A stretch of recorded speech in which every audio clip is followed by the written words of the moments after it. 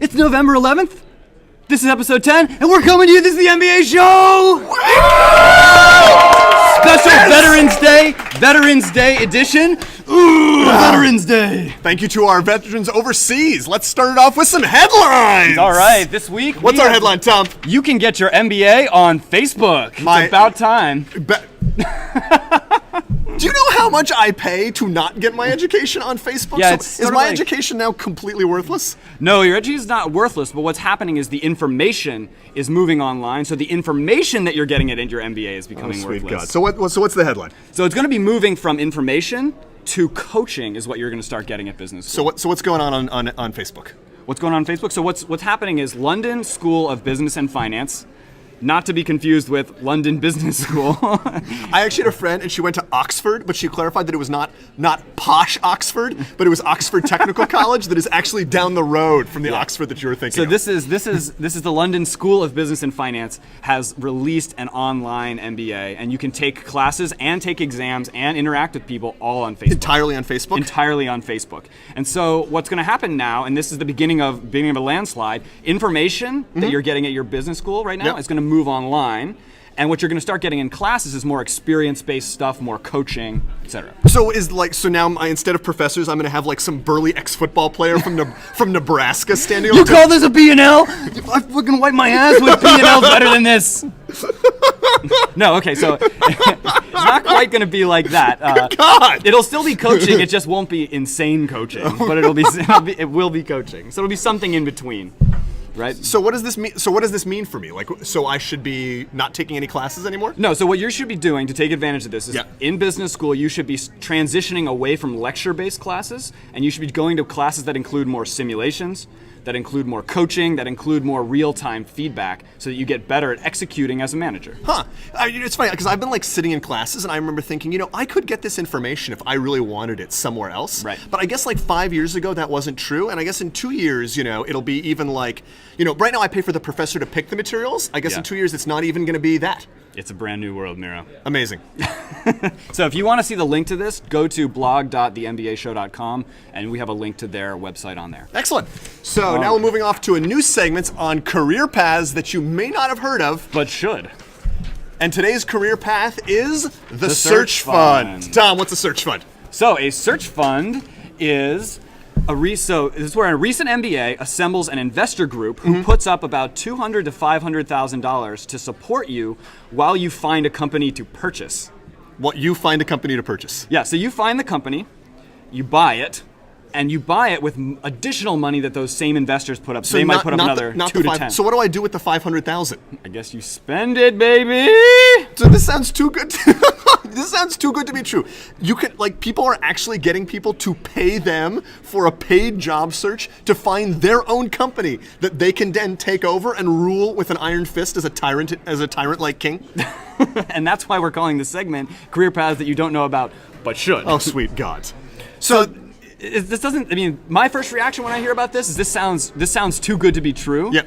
Why isn't everybody doing this? So from my understanding is that this is something that's going to appeal to a different kind of entrepreneur. So when you usually think of entrepreneurship, you think of people who get venture capital money, take their own idea, start that idea. This is actually, it's not your idea.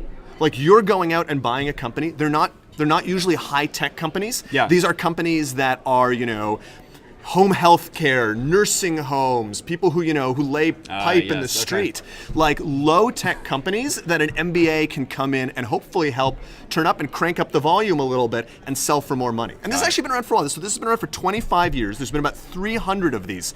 And interesting fact, they are almost entirely done by graduates of Harvard or Stanford. Okay, I get it now. So the reason why everyone's not doing this is because you need that Harvard, Stanford fairy dust. You can't do it without that. No, I don't buy that. What I buy is that those schools have unbelievably good alumni network, and that those alumni are funding all these people because they have a tradition of doing it. So for every other school out there, get on your alumni, tell them about search funds, and tell them that it's a proven model that returns outsized returns to people, and they should be investing in their own. So it's working, and if you've got the network, go there for it. is no reason to keep this locked up at Harvard. And if you want to read more about this, go to the Center for Entrepreneurial Studies at Stanford. They have a fantastic primer on search funds that you should check out. It's a really, really nice article. So let's move on to some jargon. What's the jargon? Today's jargon, Black Monday. So come on, I already know this term. This is Black Monday. That's the biggest online retail day of the year. So you may think, but in business school, slightly different definition. Black Monday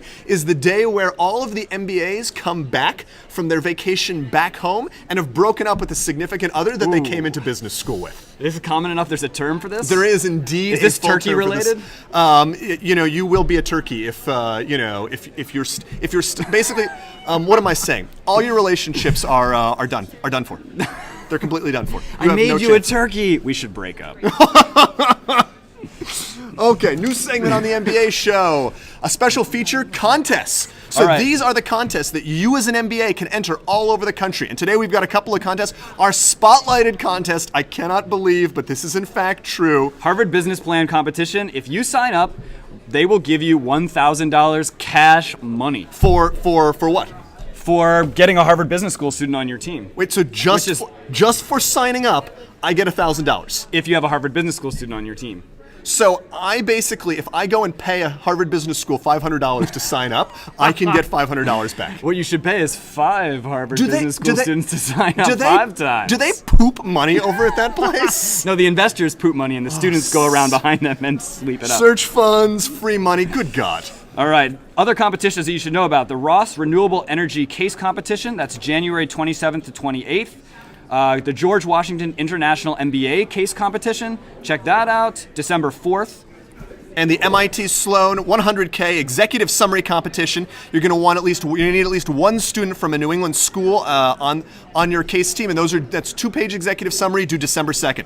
All right, so let's go to the business school tip of the week. Our business school tip of the week is find a class that lets you practice the skills that you are trying to learn. No more lectures. Focus on the classes that are going to give you a chance to look at what you've done before and put it into practice. Do simulations, do case studies, do practice. Excellent. And what's on your radar? So this weekend, my radar is I'm participating in the Sloan MIT Sales Competition. This is a competition there's I believe 13 teams from across the country. We're going to come and sell our heart out. Everyone else in that competition, you are going down. Watch yourself get outsold so fast, your head will spin. Tom, what's on your radar? I am planning a giant trip of 200 people to the British Virgin Islands. It's basically the Sloan end of the year trip where all of the graduating students go down there, charter boats, sail around. Very cool. It's awesome. So you can check us out, of course, at TheMBAShow.com. Hit our like button on Facebook. I'm Miro Kaz. I'm the real Tom Rose. And you've been watching The MBA Show.